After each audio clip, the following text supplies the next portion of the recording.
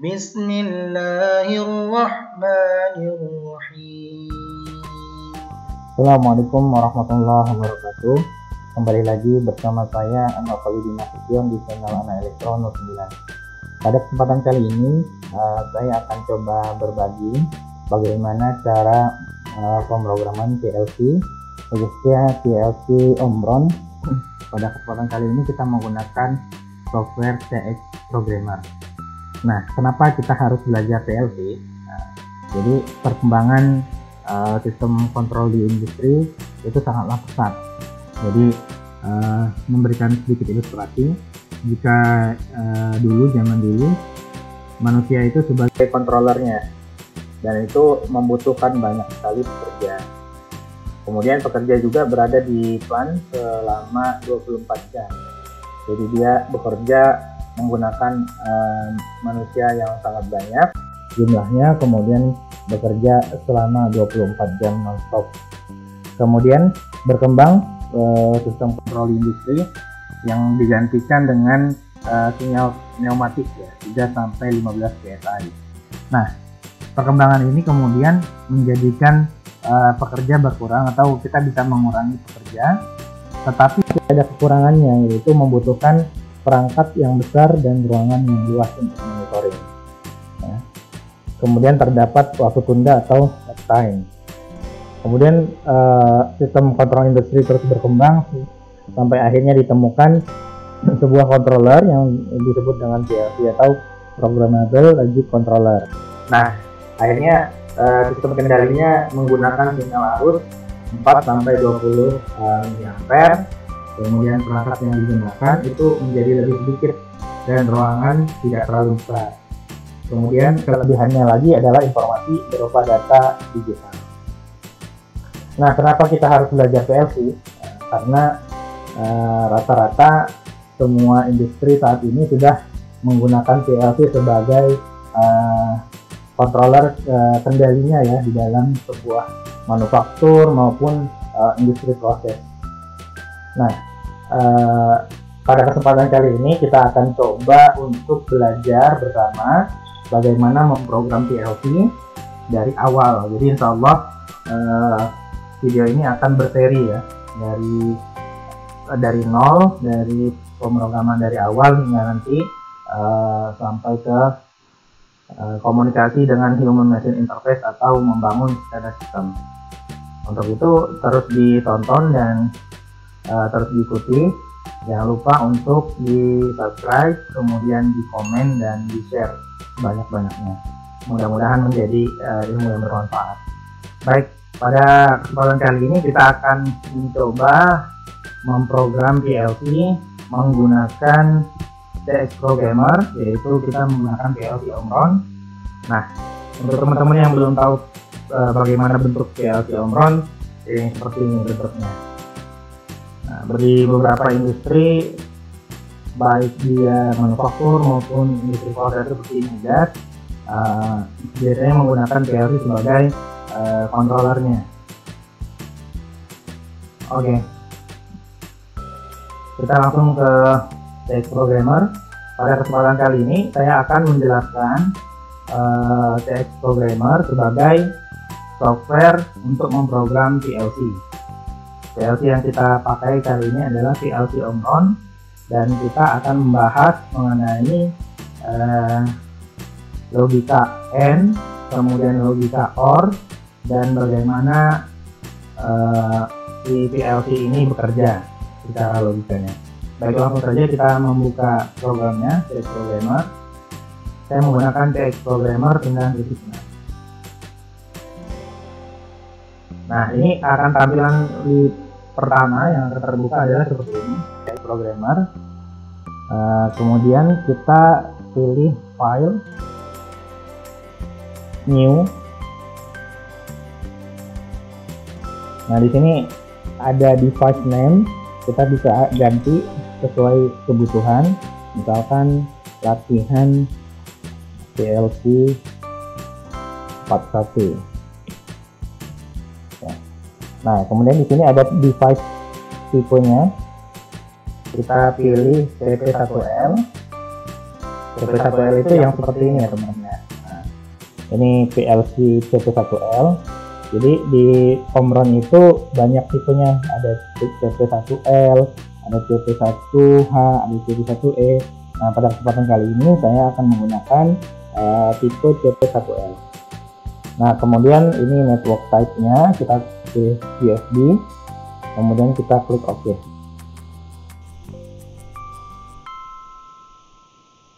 Oh, dia nggak bisa ini ya, namanya harus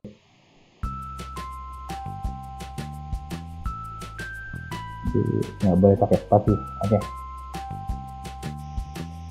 Nah, ini tampilan perdananya. Di tampilan PLC. Di sini di bagian atas bisa kita lihat ada menunya. Ini yang disebut dengan menu tabnya. Ada file, ada edit, view, insert, PLC, program, simulation, tools, window, help. Ya. Kemudian di sini ada toolbarnya. Nah, toolbar ini bisa kita gunakan sesuai dengan fungsinya nanti ya. Kemudian di sini ada project workshop atau project area. Dan yang di bawah kanan ini ada programming area. Nah, pada kesempatan kali ini kita akan memprogram PLC Omron tipe CP1L menggunakan ladder diagram atau diagram tangga. Nah, langkah pertama kita akan coba membuat sebuah program N. Ya. Nah, jadi ini tabel logika gerbang logika N. Jadi ketika input 1 bernilai 0, input 2 bernilai 0, maka outputnya akan bernilai 0. Ya. Jadi gerbang N seperti yang teman-teman ketahui, status dari input 1 dan input 2 harus bernilai 1 untuk menghasilkan sebuah output yang bernilai 1. Sisanya akan bernilai 0. Gitu ya. Oke, langsung saja ke program. Pertama, kita menggunakan normally open. Kita klik di sini. Kemudian langsung kita kasih alamat 0.00. Enter. Kemudian komennya, misalkan saya kasih nama input 1. Oke. Nah, ini input 1, kemudian input 2, kita kasih lagi di input 2 0.01 input 2,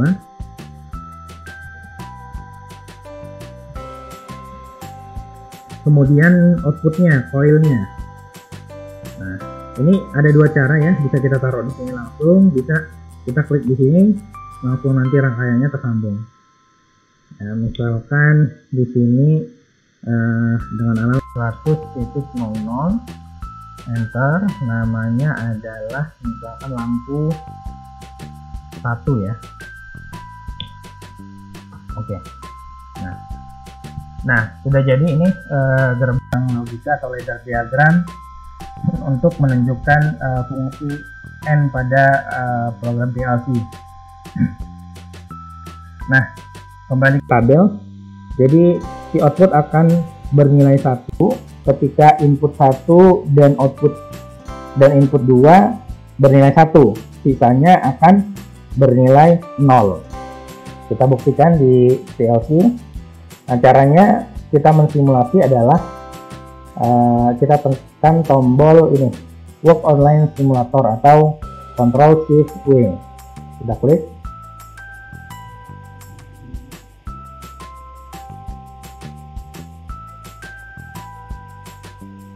Oke, kita tunggu.